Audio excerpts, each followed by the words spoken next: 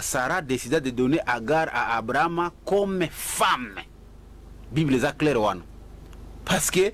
batumusu balinga ko interpréter mabe que voilà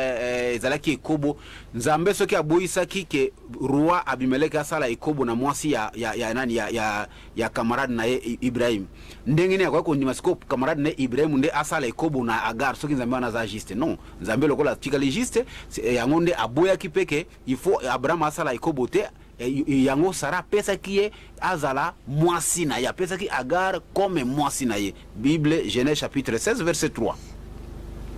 Maintenant tango Agar azuizemi ndenge ezalaka na basi yon surtout ezali nature féminine tango amoni ke no azali na zemi amoni ke azali sikoyo meilleur que maîtresse to premier bureau Sarah. Alors Bible sali nini Bible lobi ke akomaki ko sala fiere akomaki ko sala lokola komona mama Sarah pamba ko négliger ke tala mama umeli na libala tile lo abota kate si de suite. Maintenant tango akomi ko sala bongo etindi ke Agar na Sarah azwa motema pasa lui mais après tout lelo mwasi oyo soki akomi na place oyo azali ezali ngai nde mutu na pesa kiye abala na mbali na ngai mais poka kazuize minde akomi ko sala boy alors abandaki ko sala nini ko selamate akene opesa rapport pa na mobali na bango na pa ya Nabi Ibrahim aye ko répondre ye nini wana toza déjà na Genèse chapitre 16 verset 16 risous. Non, Genèse chapitre 16 verset 7 wana tozali tango Abraham amoni ke no mwasi na ya libosa za konyoka mapono ya mibale alors apesi ningisa lobi azali après tout azalaki na senayo atalwa ko mwasi na ngai mais azalaki na senayo ozana ningisa ya kosala oyo so linko zo lokola mobeko likona ye tango azimu ningisa ya kozole mobeko ya kobanda ko maltraiter payer asala kinini akimaki musika ya nani musika ya Sarah akeko bomba na pene ya nani pene ya buisson sikoyo tanga akeko bomba na pene na nini na etele ya mai source d'eau Bible lobili susu na même Genèse chapitre 16 verset na yango 11 sikoyo elobi que non ange de l'Éternel lui est apparu ange nzambe atindi ange pana ya lobi Agar yozo kende wapi musika na nani na Ibrahim parce que mwana oza komema na limuno azali mwana azali postérité to descendance ya Ibrahim et puis mwana wana oza na droite okende na ye à l'écart ou bien en dehors na lupango ya Abraham zonga mikitisa epa ya Sarah bo azali maîtresse na yo vanda na ye parce que mwana oyo oza na limuno za mwana ya Abraham et puis mwana wana soke kobotama okopesa ye kombo ya Ismaïl. Ismaïl c'était un nom théophore. Nom théophore ça veut dire quoi? Ezali kombo oyo nzambe nde apesaka. Alors omoni kombo lokola par exemple ya Jean Baptiste. Nzambe nde apesaki Yahaya, nzambe nde apesaki kombo wana epa na Zakari. Kombo ya Jésus nzambe nde apesaki epa na Marie. Et puis kombo pe ya Ismaïl nzambe nde apesaki lokola pe nzambe apesaki kombo ya Isiaka. Bango tu bazali bana oyo ya un prophète de Dieu. Il faut toye ba place wana malamu. Bango tu bazaba na prophète de Dieu. Alors anja ibisi nani Agar keno okobota mwana okopesa ye kombo ya Ismaël. Que veut dire Ismaël en hébreu? Ce que tangi Ismaël ezana ki arabe. Ishmaël ezana ki hébreu. Ishmaël c'était un théophore qui veut dire en hébreu que non Dieu a écouté ma voix ou bien Dieu m'a attendu. Alors comment voulez-vous que mwana wa zamona la kilimabe mwana wa zali mwana oyo nzambe ayebiyete mwana ya makango munini tuse ningba lobakango nzambe akene ko pona kombo ko utana likolo nde atinda ange yako pesa ezala pe parmi les notes au fort comme zamenda pesi. Alors tango Sarah nani Agara azongi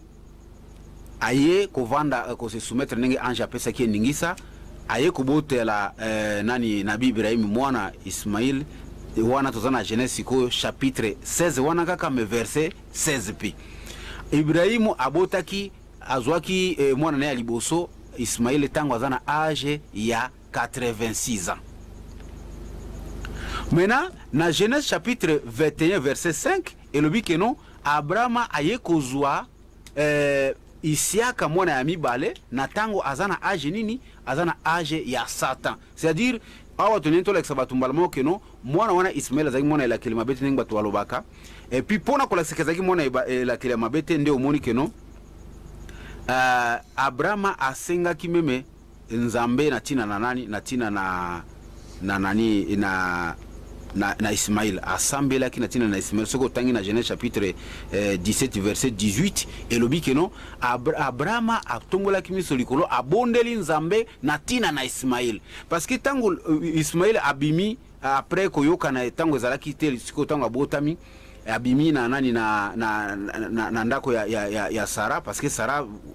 joué comme makasi tango yepe azui mwana tango déjà tozana Genèse chapitre 21 verset 5 tango dia Sara pe azui mwana azui pezemi azokene kobota mwana amoni ke no soki aboti mwana na ye na mwana oyo aliboso selon tradition il faut Ismaël nde a hérité ayinda ko héritier parce que aza mwana aliboso alors asengaki na Abraham ke arsa nini a éloigné bango pour que inani Ismaël nde a hérité te Nzambe a ordonaki pona nini pe apesaki Ismaël ningisa ke Abraham ningisa ke kobanga te libérer to sama loba Sara lobi libérer Ismaël akende zala pona nini parce que Nzambe a justice Islam tangisi biso d'autant plus que mosolo nyonso oyo Abraham azwaki ezalaki à travers Sara et puis mosolo wana o Sara azwaki ezalaki à partir na nzoto na ye oyo roi alingaki kokotela ye Nzambe a justice ifalaki mosolo wana mutu akoherita ngo ezala mwana oyo auti na nini na libumu ya Sara to na progéniture ya Sara. Alors maintenant c'est pour cela Nzambe a ndimaki ko faire déplacer Ismaïl na Mwasine parce que elobami malamu que non c'était sous l'ordre de Dieu que Abraham a déposé une partie de sa prospérité dans le désert de Beersheba où Bible bengi. Ce que tant ba komi na désert de Beersheba, qu'est-ce qui va se passer?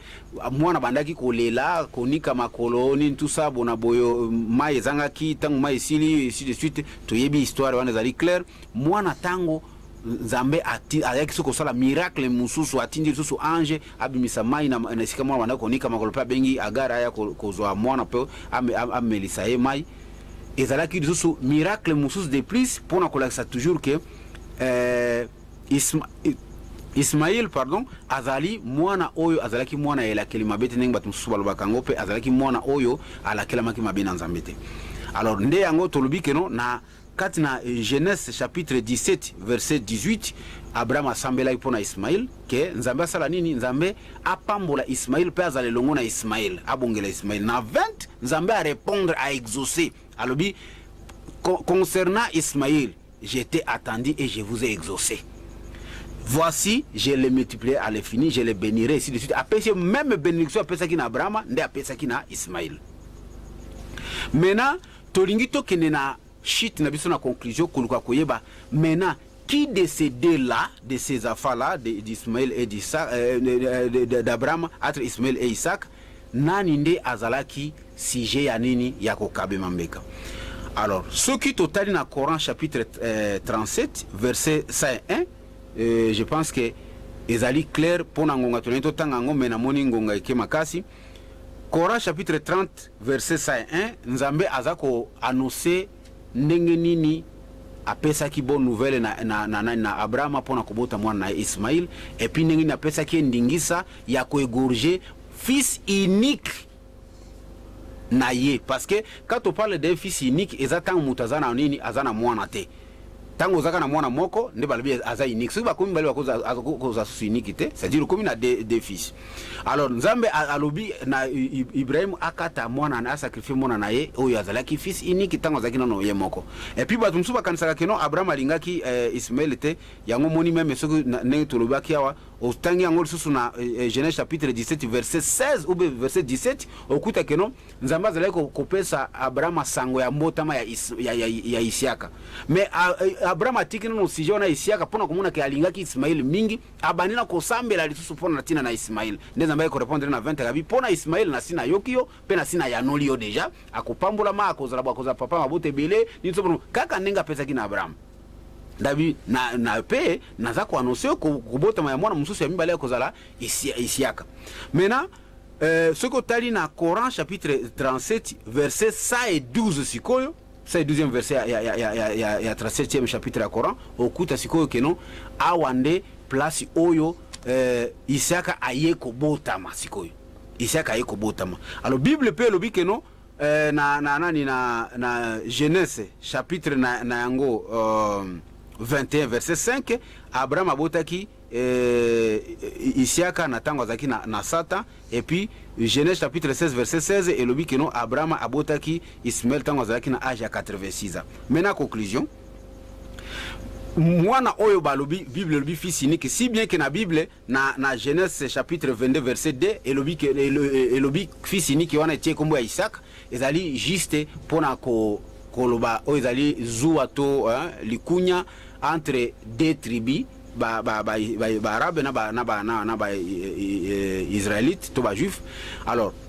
normalement fils unique tango bazoloba fils unique pe kore lobi fils unique ezali tango mutazana mwana moko, et puis soko tali écart d'âge na bango okuta que non Ismaïl azalaki yaya na Isiaka na 14 ans. Alors événement esalemaki na âge nini to na temps nini? Alors probablement ba ulama sobaza inanime pona koloba que non esalemaki na tango mwana asako kisi 7 à 8 ans. Alors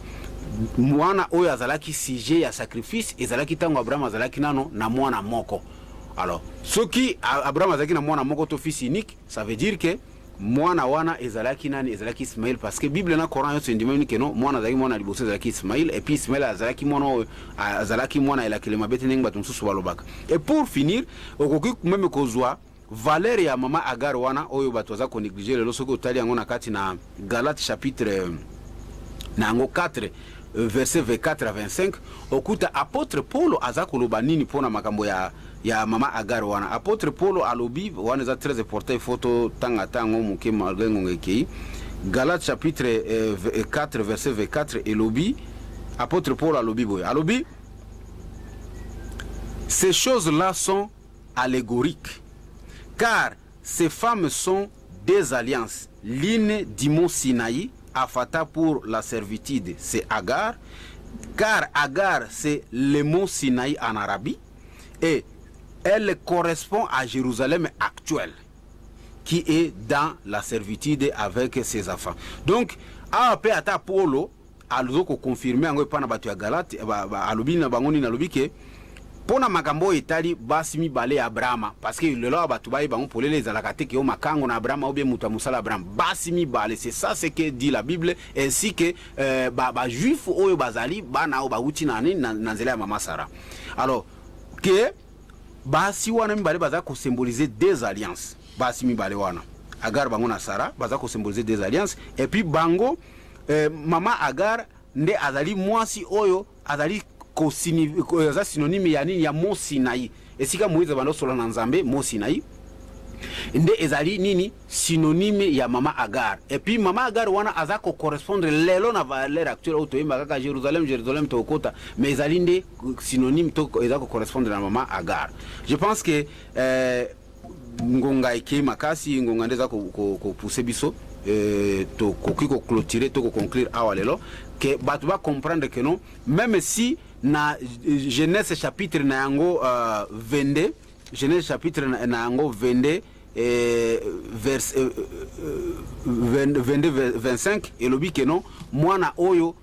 unique fils unique wana oyo akatemaki mbeka azalaki Isiaka ezali kaka batie kombo ya Isiaka, mais normalement mwana oyo azalaki fils unique à cette époque-là, c'était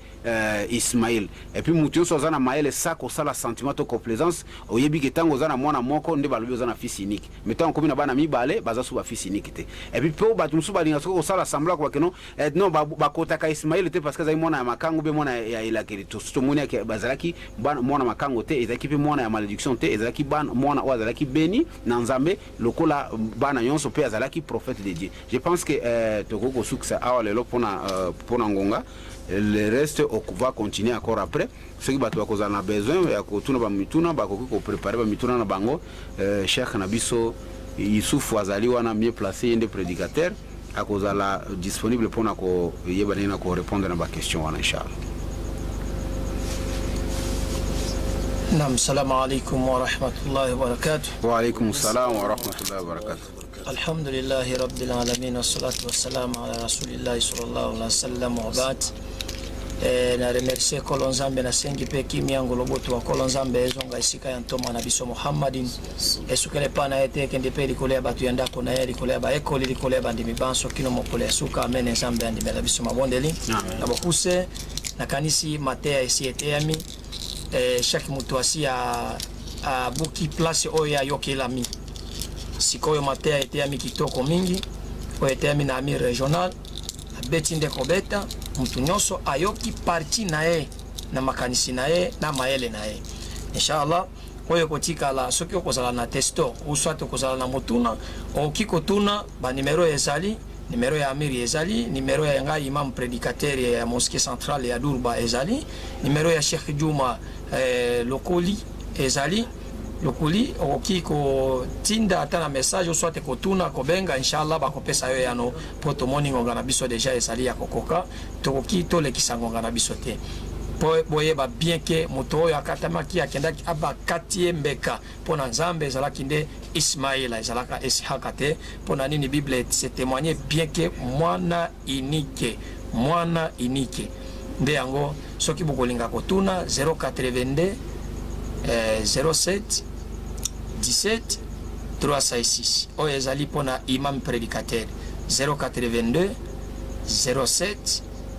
17 306 pona ba yoki nyonso ba auditeur et ba auditrice soki okolinga pe ya amiri ye moko akodikte inshallah na pesi ya dicté numéro na EP inshallah po mutu nyonso azala nango avant que to conclure. Naam, pona numéro ya ami régional okoki kozwa biso na 081 0777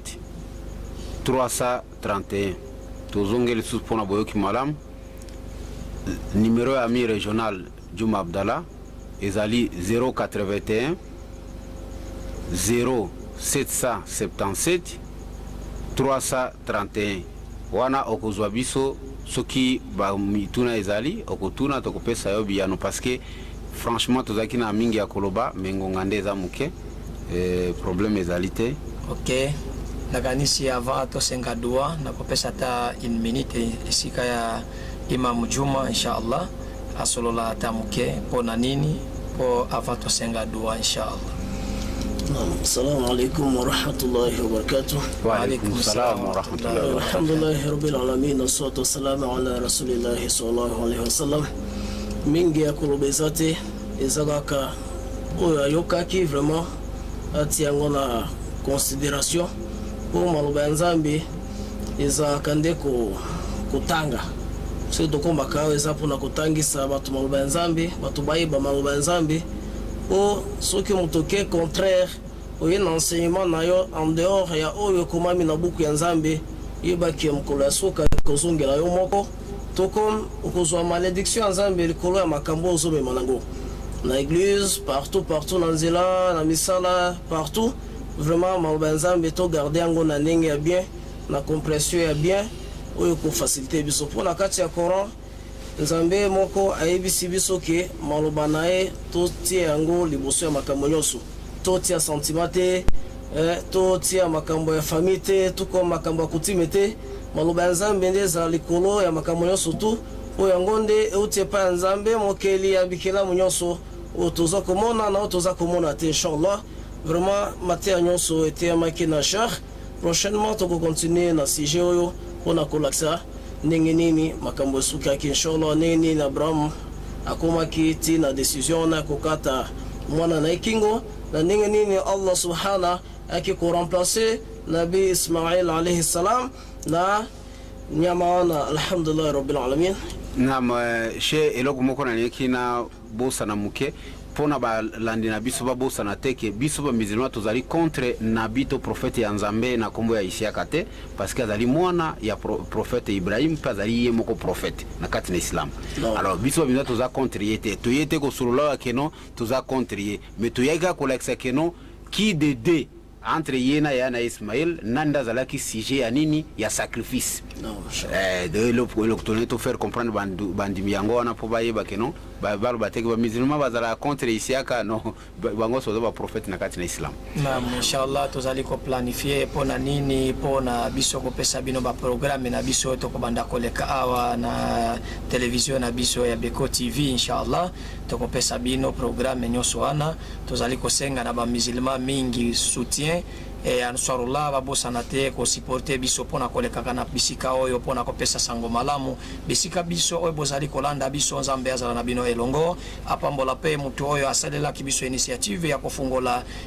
place oyo tozali koteya ba oyo nyoso ba auditeur ba auditrice ba oyo nyoso bazali kosala wa technicien nzambe azala na bango elongo mokolo ya suka nzambe afuta bango atia bango na kati ya paradis ya kembo elongo na toma na biso Muhammad rabbana taqabbal minna innaka antas samiul alim fatub alaina ya maulana innaka antat tawwabur rahim nzambe tozali kosenga benediction na yo ekita na bisika oyo tozali nzambe tozali kosenga mapamboli na yo ekita na mboka na biso ya Durba nzambe tozali kosenga opambola bakonzi na biso oyo bazali kotele mboka na biso ya Kongo nzambe tosengi opambola mokambi oyo azali kokamba mboka na biso nyoso oyo mokili mobimba nzambe mususu ya kofukamele butulo kola moya azali te nzambe biso tozali kaka basengi esika na yo yo nde opesa ka réponse nzambe soki opesi biso réponse te nani mususu akopesa biso réponse kamba ba oyo nyoso bazali kotelemela mboka na biso ya Durba kamba ba autorité nyoso bazali kotelemela mboka na biso ya Durba bakambi oyo bazali koteya kopesa sango malamu na bango elongo nyoso elonga mana elonga na yo wa sallallahu sayyidina Muhammad wa ala alihi wa sahbihi walhamdulillahi rabbil alamin wassalamu alaikum wa rahmatullahi wa barakatuh. Wa alaikum salam wa rahmatullahi wa barakatuh.